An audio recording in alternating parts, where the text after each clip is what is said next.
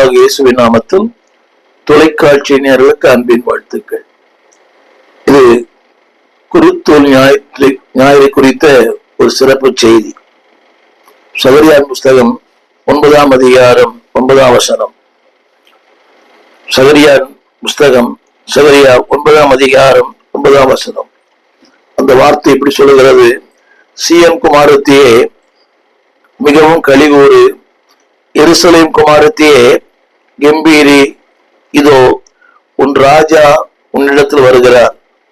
அவர் நீதி உள்ளவரும் ரட்சிக்கிறவரும் தாழ்மை உள்ளவரும் கழுதையின் மேலும் கழுதை குட்டி ஆகிய மரியின் மேலும் ஏறி வருகிறவராய் இருக்கிறார். இது ரட்சகரை குறித்த ஒரு தீர்க்கதரிசனமான ஒரு வார்த்தை. இந்த வார்த்தையை ஆண்டவர் மார்க்கு சுவிசேஷம் 11ஆம் அதிகாரம் 1 வசனத்திலே நிறைவேற்றினார். கிறிஸ்துவனுடைய வாழ்க்கை ஒவ்வொன்றுமே வேத வாக்கியங்களை நிறைவேற்றினார். அவருடைய பிறப்பு வேத வாக்கியம், அவருடைய மரணம் வேத வாக்கியம், அவருடைய உயிர்த்தெழுதல் வேத வாக்கியம். அதுபோல கிறிஸ்துவின் வாழ்க்கையில் நடந்த ஒவ்வொரு சம்பவங்களும் வேத வார்த்தையின் அடிப்படையில் நிறைவேறிற்று. அன்பு தேவ பிள்ளையே, அப்படியானால் அவர் தேவனுடைய வார்த்தையின்படியே வாழ்ந்தார். தேவனுடைய வார்த்தை நிறைவேற்றவே வாழ்ந்தார். திரும்ப சொல்லுகிறேன், தேவனுடைய வார்த்தையின்படியே வாழ்ந்தார். தேவனுடைய வார்த்தை நிறைவேற்றவே வாழ்ந்தார். உங்கள் வாழ்க்கை என் வாழ்க்கையும் அந்த தேவனுடைய வார்த்தையோடு இருக்கிறதா? வாழ்க்கை வேறு, வார்த்தை அல்ல. அவர் வார்த்தை நிறைவேற்ற வந்தார், வார்த்தையின்படியே வாழ்ந்தார். அதனாலே சகரியார் புஸ்தகம் 9ஆம் அதிகாரம் 9ஆம் வசனத்திலிருந்து சில சத்தியங்களை உங்களுடன் நான் பகிர்ந்து கொள்ளும்படி விரும்புகிறேன். திரும்ப படிக்கிறேன். அந்த வார்த்தை இப்படி எழுதப்பட்டிருக்கிறது: அவர் நீதி உள்ளவர், ரட்சிக்கிறவர், தாழ்மை உள்ளவர், அது மாத்திரமல்ல கழுதையின் மேலும் கழுதை குட்டி ஆகிய மரியின் மேலும் ஏறி வருகிறவராயிருக்கிறார். இதை ஆண்டவர் தன்னுடைய வாழ்க்கையில் நிறைவேற்றினார். சிலுவைக்கு போவதற்கு முன்பாக இந்த ஞாயிற்றுக்கிழமையில தேவன் இந்த வார்த்தையை நிறைவேற்றினார். அந்த வார்த்தை இப்படி சொல்லுகிறது. அநேக ஆண்டுகளுக்கு முன்பாக சொல்லப்பட்ட வார்த்தை, ஆனால் இயேசு அந்த வார்த்தையை நிறைவேற்றினார். அன்பானவர்களே, ஆண்டவருடைய வாழ்க்கையில் நடந்த எல்லாமே தீர்க்க தரிசனம் நிறைவேறுதல். அவருடைய பிறப்பும் தீர்க்க தரிசனம், அவருடைய மரணம் தீர்க்க தரிசனம், அவருடைய உயிர் தீர்க்க தரிசனம். Everything based on prophecy. அவருடைய வாழ்க்கை வசனங்களை நிறைவேற்றி வந்தார்.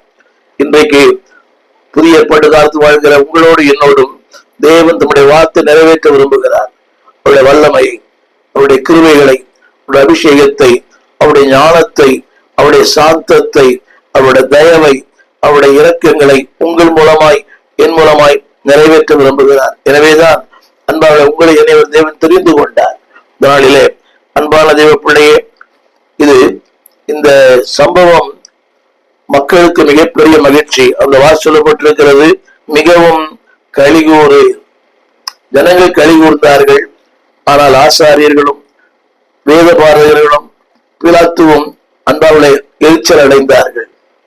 காரணம் என்னவென்றால், நல்லா கவனிக்கணும், வேத வாக்கியமுடைய வாழும் போது உலகம் எதிர்க்கும்.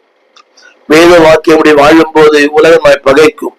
வேத வாக்கியம் வாழும் போது உலகம் நமக்கு 1000 காரணங்களை கற்பிக்கும். வேதம் சொல்கிறது, நீ கலிகூறு. அது அர்த்தம் தெரியுமா? வார்த்தை நிறைவேற்றும் போது, வார்த்தையோடு நீ நெருங்கி வாழும் போது, வார்த்தை உன் வாழ்க்கையில் சொந்தமாய் மாறும் போது தேவன் சொல்கிறார், நீ கலிகூறு. திரும்ப திரும்ப சொல்லுகிறேன், வார்த்தை நிறைவேற்றுகிற ஊழியர்களை இந்த உலகம் ஏற்றுக்கொள்ளாது. வார்த்தையை பேசுகிற தேவ மனிதன் உலகம் ஏற்றுக்கொள்ளாது. வார்த்தையை பேசுகிற மக்களுக்கு உலகத்துல மதிப்பில்லை. அது சகரியா 9:9. அது நிறைவேற்றத்தான் ரட்சகர் வந்தார். மக்கள் ஆர்ப்பரித்தார்கள், மக்கள் துதித்தார்கள், ஸ்தோத்திரித்தார்கள், ஓசன்னா என்று பாடினார்கள். ஆனால் மார்க்க தலைவர்களுக்கோ எரிச்சல். அது அன்றும் நடக்கிறது, இன்றும் நடக்கிறது. சத்தியத்தின்படி பேசும்போது, சத்தியத்தின்படி வாழும் போது உலகம் நம்மை பகைக்கிறது, உலகம் நம்மை எதிர்க்கிறது. இந்த நாளிலே அன்பானவர்களே, ஒரு 3 காரியங்களை உங்களுடன் நான் பகிர்ந்து கொள்ள விரும்புகிறேன். தேவன் தம்முடைய வார்த்தை நிறைவேற்ற அவர் தெரிந்து கொண்டது அற்பமான எளிமையான ஒரு கழுதை குட்டி. தன் வார்த்தை நிறைவேற்ற, தன் ஊழியத்தை நிறைவேற்ற தன் பணியை நிறைவேற்ற அன்பாலே தேவன் பயன்படுத்தினது ஒரு அற்பமான எளிமையான புறக்கணிக்கப்பட்ட ஒன்றுதான் கழுதை குட்டி. அப்படியானால் நான் சொல்ல விரும்புகிற வார்த்தை கவனிங்க. God wants to fulfill his mission by using, அதாவது தன்னுடைய ஊழியத்தை நிறைவேற்ற, தன் வார்த்தை நிறைவேற்ற, தன்னுடைய தேவசத்தை நிறைவேற்ற அவர் தெரிந்து கொண்டது எளிமையான அற்பமான ஒன்று.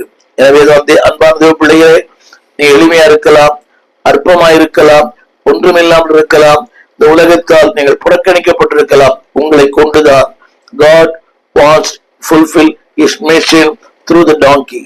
அந்த கழுதின் மூலமாக தன் ஊழியத்தை, தன் சித்தத்தை, தன் நோக்கத்தை அவர் நிறைவேற்ற விரும்பினார். இந்த நாளிலே இதைத்தான் வேதம் சொல்கிறது. மார்க்கு சுவிசேஷம் 11ஆம் அதிகாரம் 7-10 வசனங்கள் வரை ஜனங்கள் ஆர்ப்பரித்தார்கள். சொல்லப்பட்டிருக்கிறது, அவர்கள் வஸ்திரங்களை வழியிலே விரித்தார்கள், மரக்கிளைகளை தரித்து வழியிலே பரப்பினார்கள். முன்னடப்பாரும் பின்னடப்பாரும் ஓசன்னா, கர்த்தருடைய நாமத்தினாலே வருகிறவர் ஸ்தோத்திரிக்கப்பட்டவர் என்று சொல்லி ஆர்ப்பரித்தார்கள். அன்பான தேவ பிள்ளையே, வார்த்தையின்படி வாழும் போது ஒரு கூட்டவனை வாழ்த்தும், வார்த்தைப்படி வாழும் போது ஒரு கூட்டவனை எதிர்க்கும். அதை குறித்து கவலை இல்லை. நீ வார்த்தைப்படி வாழும் போது, அந்த வார்த்தை உடல் நிறைவேறும் போது பரலோகம் மகிழும், தேவன் மகிழ்வார், உன் ஆத்துமா மகிழும். திரும்ப சொல்கிறேன், உலகத்தை குறித்த கவலை இல்லை, உலகத்தினுடைய காரியங்களை குறித்து கவலை இல்லை. அந்த வார்த்தை சொல்லுகிறது, யோவான் 1:16-11, அவரோ நமக்கு சொந்தமானவர்களே வந்தார், சொந்தமானவர்களோ அவர் ஏற்றுக்கொள்ளவில்லை. இதுதான் உலகம். தேவனுடைய சித்தத்தை செய்யும் போது, இதனுடைய ஊழியம் செய்யும் போது, தேவ வார்த்தை நிறைவேற்றும் போது, the world will not accept you, it rejects you. அன்பானவர்களே, அது மார்க்கத்தில் வந்தவர்களுக்கு தெரியும், ஏற்றுக்கொள்ளவில்லை. அந்த வார்த்தை படிக்கிறேன், அதாவது ஏற்றுக்கொள்ளவில்லை. இன்றைக்கு வார்த்தை பேசுகிற மக்களை ஏற்றுக்கொள்வதில்லை, தேவனுடைய இதயத்தை வெளிப்படுத்துகிற மக்களை ஏற்றுக்கொள்வதில்லை. வீடு வரும், கார் வரும், வசதி வரும், பங்களா வரும், உலகத்தில் மகிமை வரும். கவனிங்க, அதெல்லாம் பொய்யான ஒன்று. இதைத்தான் ரட்சகத்தில் அவன் சொன்னான், இந்த உலகத்தையே காண்பித்து இவையெல்லாம் உனக்கு தருவேன். அவன் உலகத்தை தான் தர முடியும், உலக வாழ்வை தர முடியும், உலக இன்பங்களை தர முடியும். ஆனால் நித்தியத்தின் இன்பத்தை அவன் தர முடியாது. அந்த நித்தியத்தின் இன்பத்தை ஆண்டவர் இயேசு மட்டுமே தர முடியும். எனவே என்னோட முதல் குறிப்பு, உலகம் உங்களை ஏற்றுக்கொள்ளாததுக்கு என்ன காரணம் தெரியுமா? Because you are obey the Lord. ஆண்டவர் கீழ்ப்படிந்தீங்க, வசனத்தை நிறைவேற்றிட்டீங்க, வசனப்படி வாழுறீங்க. எனவேதான் இந்த உலகம் உங்களை ஏற்றுக்கொள்ளவில்லை, ரட்சகரை ஏற்றுக்கொள்ளவில்லை, அதே உலகம் உங்களையும் ஏற்றுக்கொள்ளவில்லை. தேவ திட்டத்திலே, தேவ தீர்மானத்திலே அன்பானவர்களே, அந்த ஆண்டவர் அற்பமான ஒன்றை பயன்படுத்தினார். இப்படி சொன்னால் புரியும். காட்ஸ் பிளான், தேவ திட்டத்தில் நீயும் நானும் இருக்கிறீர்கள். தேவன் உங்களை என்னை பயன்படுத்த விரும்புகிறார். ஒருவேளை அன்பானவர்களே, நீங்களுக்கு ஆயத்தமா இருக்கிறீர்களா? தேவன் யாரையும் பயன்படுத்த முடியும். அற்பமான, இழிவான, ஒன்றுமில்லாத மக்களை ஆண்டவர் பயன்படுத்த முடியும். அன்றைக்கும் பயன்படுத்தினார், இன்றைக்கு பயன்படுத்தி கொண்டிருக்கிறார். Still God using. அற்பமான மனிதர்களை அவர் இன்றைக்கும் அவர் பயன்படுத்துகிறார், அவருடைய வேலைக்கு, அவருடைய சித்தத்திற்கு, அவருடைய நோக்கத்திற்கு. அன்பானவர்களே, அது மட்டுமல்ல, அவர் அதை விரும்புகிறார். உலகம் வெறுக்கிறது, நீரோ அணைக்கிறீர். உலகம் அற்பமாய் எண்ணுகிறது, உன்னை அற்புதமாய் தேவன் பார்க்கிறார். என்னை கேட்டுக்கொண்டிருக்கிற என் அன்பு தேவ பிள்ளையே, திரும்ப சொல்லுகிறேன், தேவனுடைய திட்டத்தில் நீங்கள் இணைந்து கொள்ள விருப்பமா? அந்த கழுதை குட்டி இணைந்து கொண்டது. யோசித்து பாருங்கள், அந்த தேவ திட்டத்திலே, தேவ தீர்மானத்திலே அந்த கழுதை குட்டி இணைந்து கொண்டது. இன்றைக்கு தேவ திட்டத்திலே நீங்களும் இணைய ஆசையா இருக்கிறீங்களா? விரும்புறீங்களா? அர்ப்பணம் பண்ணுங்கள், விரும்புங்கள், ஆசைப்படுங்கள். தேவன் அவருடைய திட்டத்திலே உங்களையும் அவர் செயல்படுத்துவார். இப்படி சொன்னா புரியும். You can be a part in God's plan. தேவனுடைய அந்த பெரிய திட்டத்திலே நீங்களும் ஒரு பங்காளியா இருக்கலாம்.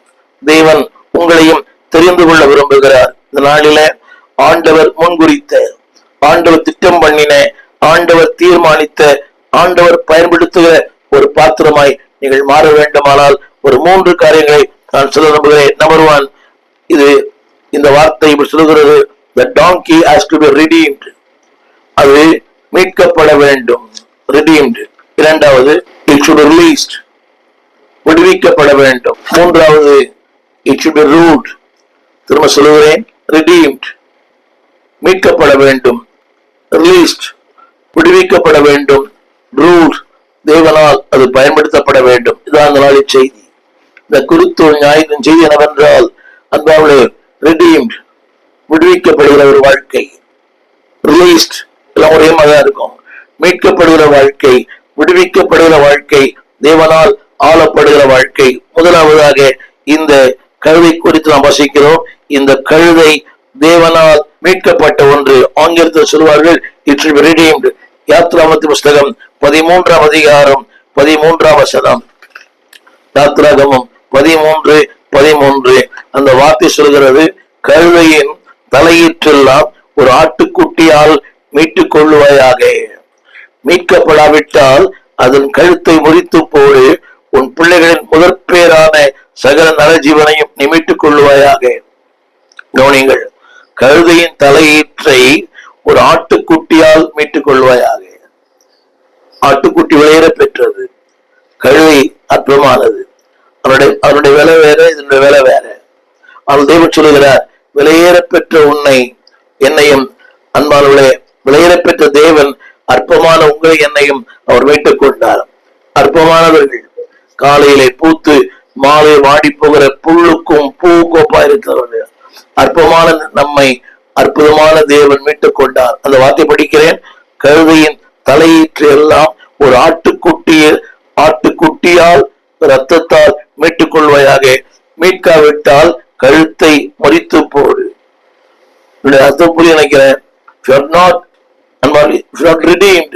நீங்கள் தேவனால் மீட்கப்படாவிட்டால், ஜனங்களை விரும்பவில்லை, கண் போன போக்கிலே, மனம் போன போக்கிலே, உலகம் சொல்லுகிற போக்கிலே இல்லை என்பவர்களே. அந்த வார்த்தை சொல்லுகிறேன், படிக்க கேளுங்க.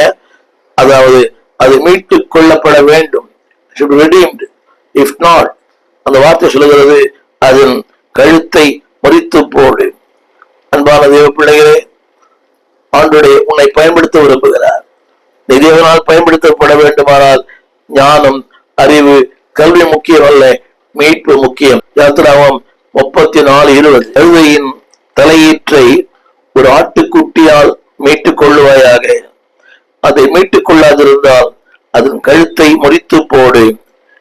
அது வேறு வசனம். உன் பிள்ளைகளில் முதற்பேரானவை எல்லாம் மீட்டுக் கொள்ள வேண்டும். வெறுங்கையோடு என் சன்னதியிலே நீ வரக்கூடாது. அப்படியே நான் அந்த வார்த்தை படிக்கிறேன், ஒரு கழுதையின் தலையீற்றை ஆட்டுக்குட்டியால் மீட்டுக் கொள்வாயாக. அடுத்த வார்த்தை, அது என்ன செய்யுமா? உன் பிள்ளைகளையும் முதற்பேரானவைகளை மீட்டுக் கொள்ளுமா. அதாவது ஒரு ஆட்டுக்குட்டிக்கு அவ்வளவு மகிமை. அது என்ன செய்கிறது? அதனால ஒரு கழுதையின் தலையீற்றை மீட்டுக் கொள்ளுகிறது. அப்படி இன்னொரு கருத்து, ஆட்டுக்குட்டியோட ரத்தத்தினாலே வேதம் சொல்லுகிறது, அன்பானவர்களே, உன் பிள்ளைகள், உன் முதற்பேரானவைகள் எல்லாமே அது மீட்டுக் கொள்ளும். என்னுடைய முதல் குறிப்பு என்னவென்றால், இட் should be redeemed. தேவன் பயன்படுத்தப்பட வேண்டுமானால், தேவனால் நீங்கள் பயன்பட வேண்டுமானால், முதல் குறிப்பு, நீங்கள் தேவனால் மீட்கப்பட வேண்டும். காரணங்கள், காரியங்கள், உறவுகள், சொந்தங்கள், அவரை கேட்க வேண்டும், இவரை கேட்க வேண்டும் இல்லை. தேவன் உன்னை பயன்படுத்த விரும்புகிறார். நீ பயன்படுத்தப்பட வேண்டுமானால் ஆட்டுக்குட்டியாடுற ரத்தத்தினால் நீ மீட்கப்பட வேண்டும். திரும்ப சொல்லுகிறேன், ஒரு கழுதையின் தலையை நீங்கள் பயன்படுத்த வேண்டுமானால், ஒரு கழுதையின் பயன்படுத்த வேண்டுமானால் ஒரு ஆட்டுக்குட்டியார் கிரயம் செலுத்த வேண்டும். யோசித்து பாருங்கள், அற்பமான, எளிமையான, எதற்குமே பயன்படாத உங்களை தேவன் பயன்படுத்த வேண்டும் என்பதற்காகவே விலையேற பெற்ற ஆட்டுக்குட்டியான வேதம் சொல்கிறது, வெள்ளியினாலும் பொன்னினாலும் அல்ல, தம்முடைய விலையேற பெற்ற ரத்தத்தினாலே உங்களை என்னையும் தேவன் மீட்டுக் கொண்டார்.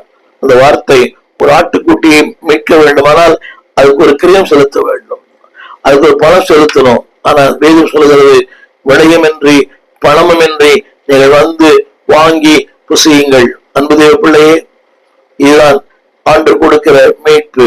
அந்த வார்த்தை சொல்லுகிறது மீட்டுக் கொள்ளுவாயாக. எப்படி? அதாவது ஒரு ஆட்டுக்குட்டியாலே மீட்டுக் கொள்வாயாக. அடுத்த வார்த்தை, அப்படி செய்யும் போது நீயும் உன் பிள்ளைகளும் மீட்டுக் கொள்ளப்படுவார்கள். இன்றைக்கு பயன்படுத்தப்பட்ட அதே முறைதான் இன்றைக்கும் தேவன் பயன்படுத்துகிறார். மீட்பு. இதைத்தான் தேவன் உங்களை பயன்படுத்தப்பட வேண்டுமானால் எபேசியர் புஸ்தகம் 2ஆம் அதிகாரம் 1 வசனம், அக்கிரமங்களினாலும் பாவங்களினாலும் மரித்துள்ளாயிருந்த நம்மை அவர் உயிர்ப்பித்தார் தன் ரத்தத்தினாலே. என்ற முதல் குறிப்பு, if you want to use by God, you should be redeemed. மீட்கப்படாத உன்னை தேவன் பயன்படுத்தப்பட முடியாது. தேவனுக்கு நீ தேவை, உன்னுடைய வாழ்க்கை தேவை, உன் நேரங்கள் தேவை, உன் தாளந்துகள் தேவை, உன் திறமைகள் தேவை. ஆனால் அதுக்கு முன்பதாக நீங்கள் நானும் மீட்கப்பட வேண்டும் என்ற முதல் குறிப்பை சொன்னேன். redeemed. இதை குறித்த ஏராளமான வசனங்கள் ரோமர் 8:7 இப்படி சொல்லுகிறது. எப்படி என்றால், மாமிச சிந்தை தேவனுக்கு விரோதமான பகை, அது தேவனுடைய நியாயப்பிரமாணத்திற்கு கீழ்ப்படியாமலும் கீழ்ப்படிய கூடாமல் இருக்கிறது. அப்படியானால் அன்பானவர்களே, இன்றைக்கு உலகத்தில் அதுதான் ஆட்டி படைக்கிறது. நான், எனது, என் வாழ்க்கை, என் உரிமை, என் பேச்சு, இதான சொல்றாங்க. அது ஒரு அரசியல்வாதில பயன்படுத்துறாங்க. என் உரிமை இல்லை. அன்பானவர்களே, என்றைக்கு உரிமைக்கு நீங்கள் போராடுகிறீர்களோ நம்ம தேவன் பயன்படுத்தப்பட முடியாது. நான் அல்ல என்று சொல்லும் போதுதான் தேவனை பயன்படுத்த முடியும். திரும்ப சொல்லுகிறேன் அன்பானவர்களே, அந்த கழுதை பயன்படுத்தப்பட வேண்டுமானால் ஒரு ஆட்டுக்குடி ரத்தத்தினால் அது மீட்கப்பட வேண்டும், கிரயம் செலுத்தப்பட வேண்டும். அப்படியானால் தேவன் உன்னை பயன்படுத்த வேண்டுமானால் உன் வாழ்க்கையில தேவை கீழ்ப்படிதல். அந்த வசனம் சொல்லுகிறது மாமிச சிந்தை மரணம். அது என்ன சொல்லுகிறது என்று சொன்னால், அது தேவனுடைய காரியங்களுக்கு கீழ்ப்படியாமலும் கீழ்ப்படிய கூடாமலும் இருக்கிறது. இன்றைக்கு பாருங்களேன், எத்தனை சத்தியங்கள் பேசப்படுகிறது, ஆழமான சத்தியங்கள், ஆழமான போதனைகள். நாங்கள் வாழ்ந்த அந்த காலத்தை விட 70களிலே இந்த சத்தியங்கள் இல்லை, இப்படிப்பட்ட ஊடகங்கள் இல்லை, இப்படிப்பட்டதான வாய்ப்புகள் இல்லை. அன்புடைய பிள்ளைகளே, எத்தனையோ நேரங்களில தொலைதூர பயணம் பண்ணிருக்கிறோம் செய்தியை கேட்கிறதற்காக. நினைவு இருக்கிறது, 20 மணி 11 மணி ஆகும், வாகனங்கள் இருக்காது. ஆனா ஒன்று, அந்த ஆசை. என்னை கேட்டுக்கொண்டிருக்கிற அன்புடைய பிள்ளையே, if you want use by God, you must be a man of redemption. நீ மீட்கப்பட்ட ஒருவனாய் மாற வேண்டும். அன்பானவர்களே, அந்த மீட்கப்பட்ட ஒருவனாய் மாறினால் ஒழிய உங்களை என்னை பயன்படுத்தப்பட முடியாது. இதைத்தான் எபேசியர் 2ஆம் அதிகாரம் 2ஆம் வசனத்திலே வாசிக்கிறோம். நீங்கள் முற்காலத்திலே இவ்வுலக விளக்கத்தின்படியாகவும் கீழ்ப்படியாமின் பிள்ளைகளிடத்துல இப்பொழுது கிரியை செய்கிற ஆகாயத்து அதிகார பிரபுவாகிய அவனுக்கே நடந்து கொண்டீர்கள். அது மாத்திரமல்ல, அடுத்த வசனம் எபேசியர் 2:3 வசனம், முற்காலத்திலே நம்முடைய மாமிச இச்சையின்படியே நடந்து மாமிசமும் மனமும் விரும்பியபடியெல்லாம் செய்தோம். சுபாவத்தினாலே மற்றவர்களைப் போல கோபாக்கினையின் பிள்ளைகளாயிருந்தோம். யோசித்து பாருங்கள், கோபாக்கியனின் பிள்ளைகளாயிருந்த நாம். அடுத்த ஒரு வார்த்தை எழுதப்பட்டிருக்கிறது, மனசும் மாமிசமும் விரும்பியவர்களை செய்து வந்தோம். முதல் குறிப்பு என்னவென்றால், we are all under condemnation. நீங்கள் நானும் நியாய தீர்ப்புக்கு உட்பட்டிருந்தோம். ஆனால் அந்த நியாய தீர்ப்பிலிருந்து இரட்சகர் இயேசு உங்களை விடுவித்தார். அது மட்டுமல்ல, நம்முடைய வாழ்க்கையை பயன்படாத ஒரு வாழ்க்கையை ஆண்டவர் பயனுள்ள வாழ்க்கையை மாற்றி கொடுத்தார். அது எங்கேயோ கட்டியிருக்கப்பட்ட ஒரு கழுதை. அது காலமெல்லாம் பொதி சுமப்பது, இதமானத்தில் அடி வாங்குவது, அந்த அவர்கள் ஒரே வேலை பொதி சுமக்கிற வேலை. பொதி சுமக்கிற ஒரு கழுதை ஆண்டவர் இயேசுவை சுமக்கிறது. நான் சொல்ல வந்த கருத்து என்னவென்றால், you should be useful in the kingdom of God. தேவ ராஜ்யத்திலே, தேவனுடைய திருச்சபையிலே நீங்களும் ஒரு பயனுள்ள பாத்திரமா இருக்க வேண்டும். ஏதோ பிறந்தேன் வளர்ந்தேன் வாழ்ந்தேன் இல்லை, ஒரு பயனுள்ள பாத்திரமாய் இயற்கையான காரியத்தின்படி நீங்கள் நாம் நியாயத்திற்கு உட்பட்டவர்கள். ஆனால் தேவனுடைய வார்த்தை சொல்லுகிறது, அன்பானவர்களே, ஆண்டவர் உங்களுக்கும் எனக்கு நடுவாக நின்று உங்களை ஒரு பயனுள்ள பாத்திரமாய். எனவேதான் யோவான் 3:18 சொல்லுகிறது, அவரை விசுவாசிக்கிறவன் ஆக்கினைக்குள்ளாக தீர்க்கப்படான். விசுவாசியாதவனோ ஒரே பேரான குமாரனை விசுவாசம் இராதபடியினாலே ஆக்கினைக்குள்ளாக தீர்க்கப்படுகிறான். நான் சொல்ல வந்த கருத்து என்னவென்றால், தேவனுக்கு நீ பயன்படாவிட்டால், என்னுடைய வார்த்தைகளை கீழ்ப்படியாவிட்டால், தேவ சித்தத்தோடு அர்ப்பணிக்காவிட்டால், அன்பானவர்களே, உடைய நிலைமையும் என் நிலைமையும் பரிதாபத்துக்குரியது. திரும்ப சொல்லுகிறேன், அன்பானவர்களே, இவர் உங்களுக்கு எனக்கும் நடுவாக, உங்களுக்கும் எனக்கு நடுவா மத்தியஸ்தராயிருந்து, அன்பானவர்களே, பாவத்திலிருந்து, சாபத்திலிருந்து, நோயிலிருந்து, விடுதலை இருந்து உங்களை என்னை மீட்டுக் கொண்டார். அப்படி மீட்டுக் கொள்ளாதிருந்தால் நீங்களும் நானும் இன்றைக்கு நரகத்துக்கு பாத்திரவனாயிருப்போம். இதுதான் சங்கீதம் 9:12 சொல்லப்பட்டிருக்கிறது. துன்மார்க்கரும் தேவனை மறக்கிற ஜாதிகள் யாவரும் அங்கே தள்ளப்படுவார்கள். என்னை கேட்டுக்கொண்டிருக்கிற அன்பு தேவ பிள்ளையே, ஆண்டவர் நீயும் நானும் விடுவிக்கப்பட வேண்டும் என்று விரும்புகிறார், பாவத்திலிருந்து, சாபத்திலிருந்து. அது மட்டுமல்ல அன்பானவர்களே, இது நம்முடைய இயற்கையான சுபாவம். கீழ்ப்படியாமல் இருப்பது, வாக்குவாதம் பண்ணுவது, எதிர்த்து பேசுவது, நான் என்ற வார்த்தையோடு இருப்பது, these are the natural states. இதுதான் மனிதனுடைய இயற்கையான சுபாவம். ஆனால் அன்பான தேவ பிள்ளையே, ஆண்டவர் இயேசு ரத்தத்தினாலே உங்களையும் என்னையும் மீட்டார். வாசித்து பாருங்கள், எபேசியர் 2ஆம் அதிகாரம் 5, 6. ஏற்கனவே சொன்னேன், அவர் நம்மை உயிர்ப்பித்தார். அது மட்டுமல்ல, 2ஆம் அதிகாரம் 6ஆம் வசனம், அவர் வைத்த தயவினாலே மகா மேன்மையான ஐஸ்வர்யத்தை வாழ்க்கையிலே விளங்க செய்தார். முதல் குறிப்பு, இட் should be redeemed. நீங்கள் யாரும் தேவனால் பயன்படுத்தப்பட வேண்டுமானால் முதலாவது மீட்கப்பட வேண்டும். இரண்டாவது குறிப்பு சொல்லுகிறேன், இட் should be released. அது விடுவிக்கப்பட வேண்டும். இன்றைக்கு மீட்கப்படுவதல் பெரிய அல்ல, விடுவிக்கப்படுவதும் பெருசு.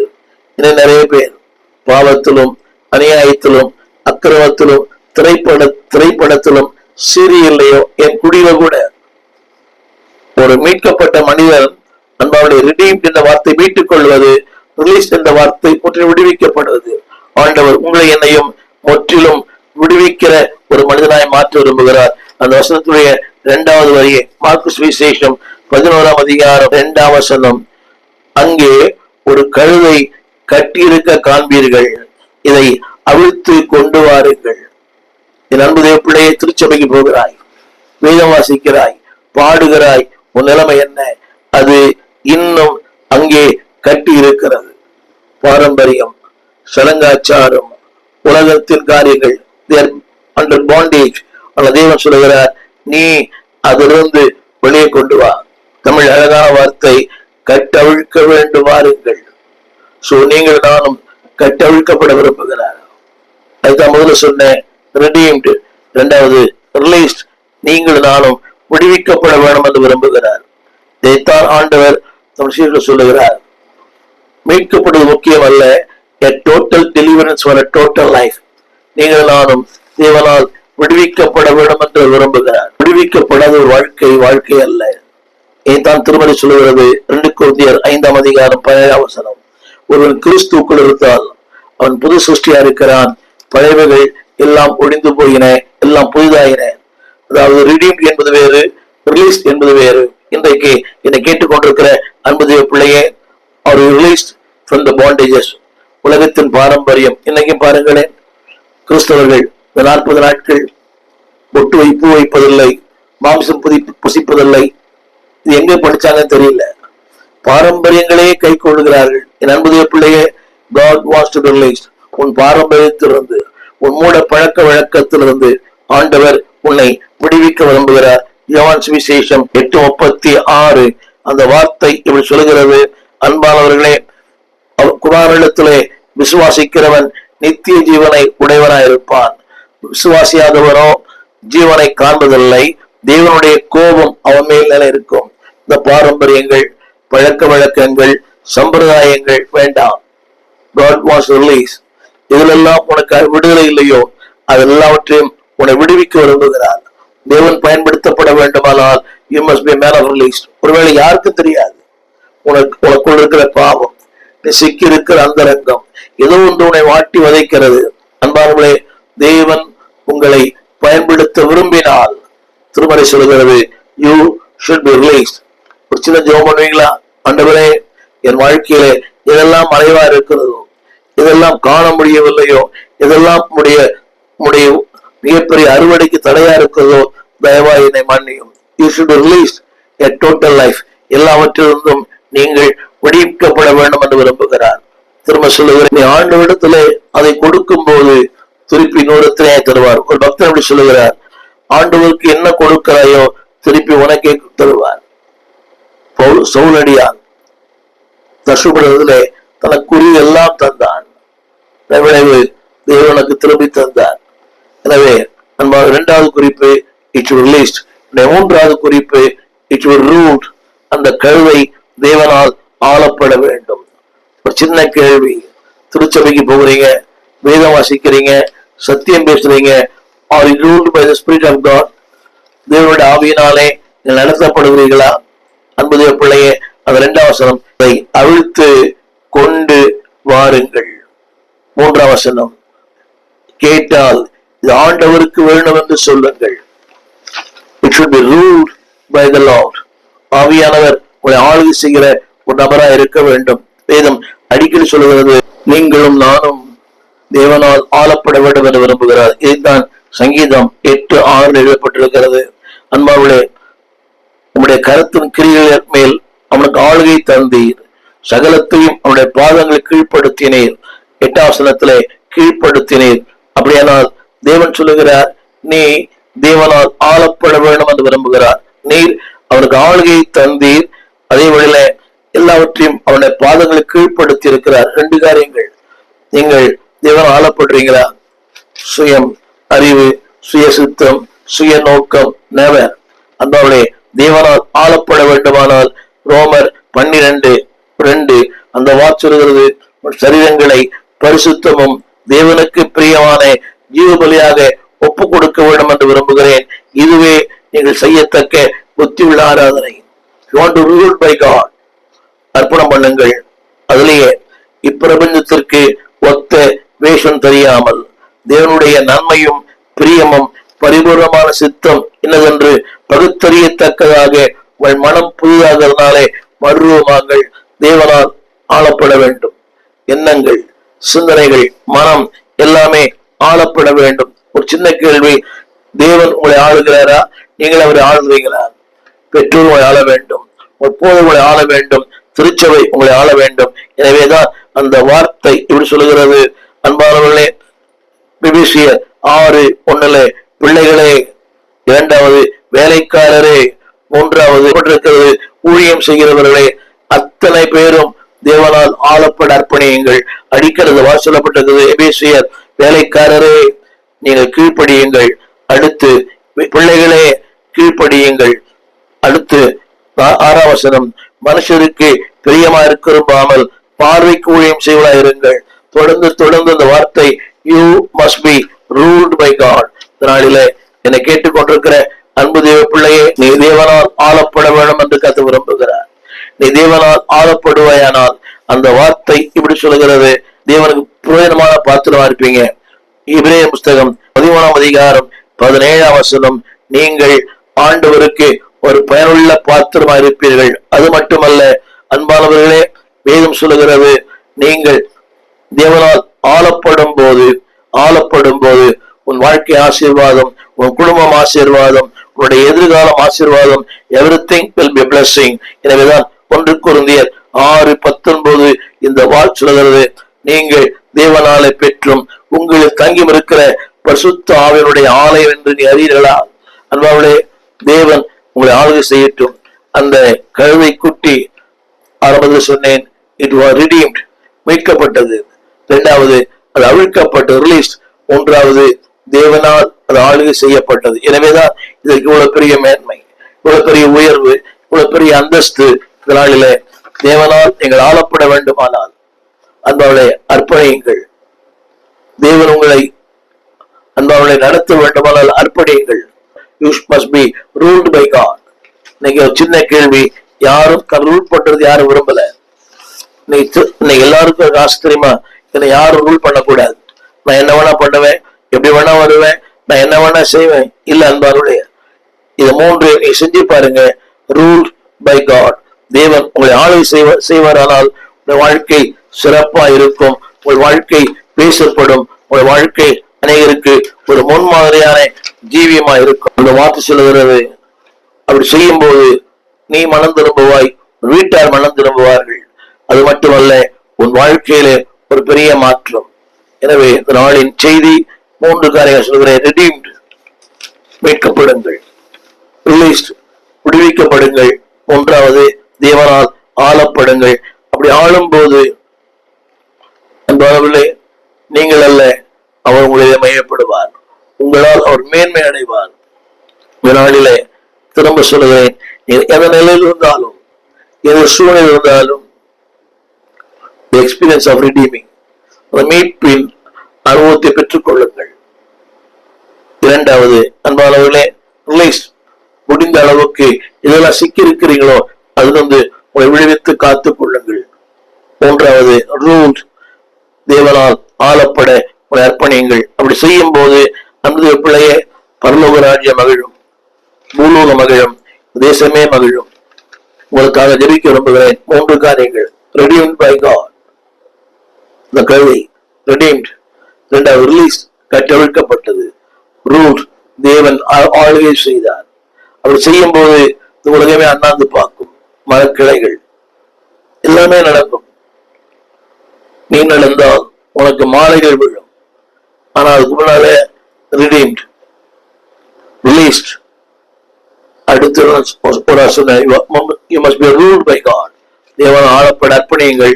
உங்களுக்கு ஜெபிக்க விரும்புகிறேன். ஜெபிப்போம். வானத்தையும் பூமியையும் படைத்த நல்ல ஆண்டவரே, அருமையான வேலைக்காய் நன்றி. ஆண்டவரே, நீ வார்த்தையின்படியே வந்தீர், வார்த்தையின்படியே செயல்பட்டீர், வார்த்தையை நிறைவேற்றினீர். ஆண்டவரே, உடைய இரக்கங்களுக்காய் நன்றி, உடைய தயவுக்காய் நன்றி, உடைய பாதுகாப்புக்காய் நன்றி. என்னை பயன்படுத்த விரும்புகிறீர். ஆண்டவரே, நான் மீட்கப்பட, விடுவிக்கப்பட, தேவனால் ஆளப்பட எங்களை அர்ப்பணிக்கிறோம். ஆண்டவரே, ஈகோ வேண்டாம், அறிவு வேண்டாம், திறமைகள் வேண்டாம், அனுபவம் மட்டும் எங்கள் வாழ்க்கையில சொந்தமாய் மாறட்டும். உடைய அன்பின் கரங்களிலே தாழ்த்துகிறோம். உடைய நாமத்தை மையப்படுத்தும். ஆண்டவர் இயேசுவின் நாமத்தில் நல்ல பிதாவே, ஆமென். நம்முடைய பிள்ளைகளே, இந்த கல்வியை பயன்படுத்தினவர் உங்களையும் பயன்படுத்துவார். உடைய ராஜ்யத்துல ஒரு மிகப்பெரிய பங்கு இருந்தது. சின்ன கேள்வி, வாட் ரோல் யூ ஆர்? தேவ ராஜ்யம் உங்கள் பங்கு என்ன? விடுவிக்கப்படுங்கள், மீட்கப்படுங்கள், அவரை சுமந்து செல்லுங்கள், அவரால் ஆளப்படுங்கள், நீங்கள் பேசப்படுவீர்கள். God bless you. ஆமென். எங்கள் விலாசம் போதகர் ஸ்டீஃபன் தேவகுமார், திறந்த வாசல் சபை, நம்பர் 65, பரமானந்த தெரு, 7 கிணறு, சென்னை 600001. தொடர்புக்கு 9841839287. மேலும் 0444183330. எங்கள் மின்னஞ்சல் stephenopendor@gmail.com. எங்கள் தேவ செய்திகளை யூடியூப் சேனலில் பார்த்து பயனடையுங்கள். தேவன் உங்களை ஆசீர்வதிப்பாராக.